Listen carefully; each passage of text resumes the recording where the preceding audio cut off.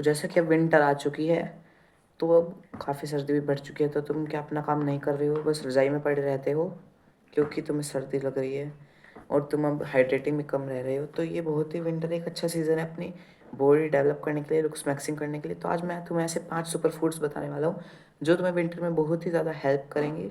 सारी चीज़ों में तुम एकदम ही गोल्ड बन जाओगे, मतलब गोल्ड तो नहीं पर लुक्स मैक्सिंग भी होगी तुम्हारी। तो पहली चीज़ है सूप्स।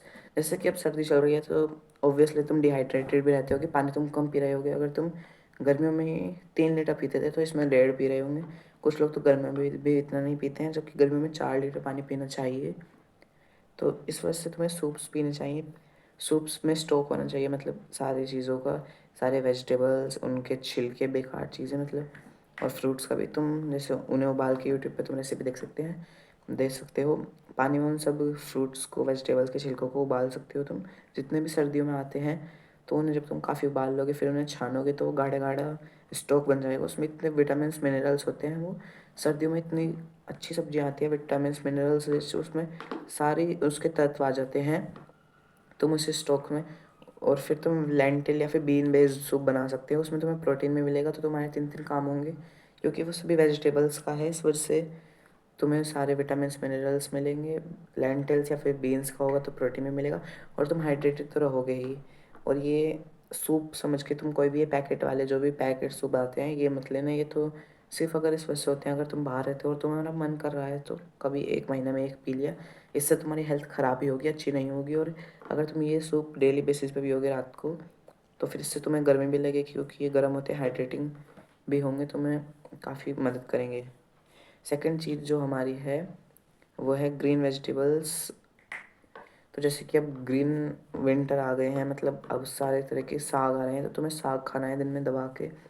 साग में पालक का साग, मेथी का साग, सरसों का साग, ये काफ़ी फ़ायदेमंद रहते हैं। जैसे कि पालक में आयरन होता है, आयरन हमें काफ़ी डेफिशिएंसी होती है जिससे जैसे डार्क सर्कल्स होते हैं, बाल टूट रहे होते हैं, या फिर रेस्टलेग लेग सिंड्रोम होता है, रेस्टलेस लेग सिंड्रोम, उससे काफ़ी आयरन की नीड होती है। तो आप विंटर्स में दबा के साग खाइए। साग में और घी डाल के, हाँ घी डाल के मक्का की रोटी से खाइए, मट्ठा पिए, मज़ा करिए।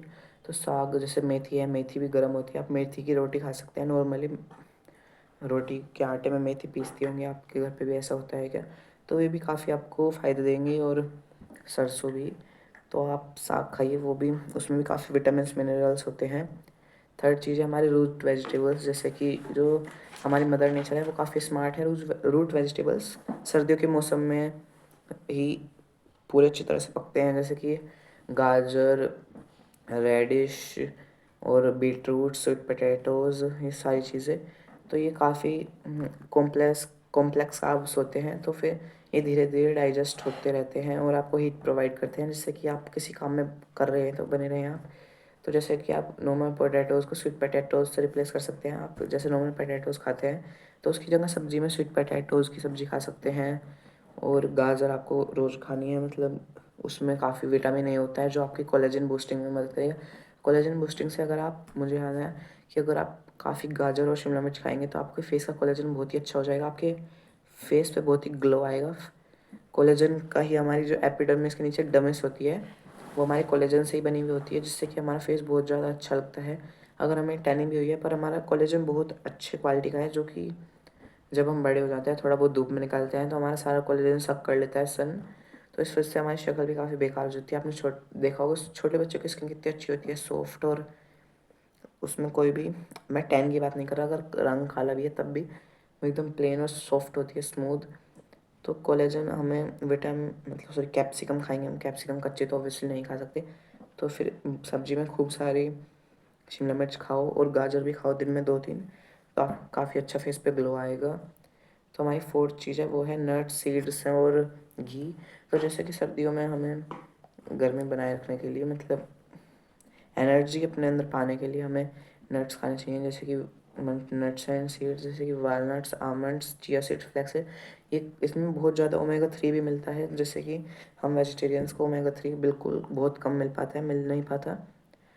तो फिर हम वॉलनट्स में, चिया सीड में, फ्लैक्स सीड में काफ़ी अच्छा ओमेगा 3 होता है, पर ये एब्जॉर्ब कम होता है, जो जिस फॉर्म में ये ओमेगा 3 में होता है। तो आप अगर काफ़ी खाएंगे तो आपको, मतलब कम बायो अवेलेबिलिटी कम होती है, अगर वैसे 100% होती है तो इनकी 50% होती है। तो अगर आप सर्दी में खाएंगे तो आपके ओमेगा 3 में भी आप डेफिशिएंट नहीं होंगे, और ये काफ़ी अच्छे भी रहते हैं। अगर आप दिन में मान लीजिए एक बर्गर खाते हैं, शाम को आपको बर्गर की क्रेविंग होती है, तो आप उसकी बजाय एक हैंडफुल ऑफ आमंड्स एंड वालनट्स ले सकते हैं। और आप चिया सीड को ऐसे मत लीजिएगा, उसे आप रात को भिगो के लीजिए, उससे फेस पे भी बहुत ग्लो आता है, फेस के लिए भी बहुत अच्छी बताया जाता है अगर हम रोज़ सुबह चिया सीड का पानी पीते हैं। और फिफ्थ पॉइंट जो है हमारा वो है वार्मिंग स्पाइसेस, मतलब कि जैसे कि अदरक, लहसुन और लौंग और काली मिर्च, ये सब हमें खाना चाहिए। जैसे कि अब आप जिंजर टी भी पी सकते हैं, मतलब जो टी वाली टी होती है वो नहीं, आप 2 अदरक के टुकड़े लेके उन्हें पानी में उबाल के पी सकते हैं। फिर जिंजर को आप हटा दीजिए और उस पानी को मतलब 10 मिनट उबालें।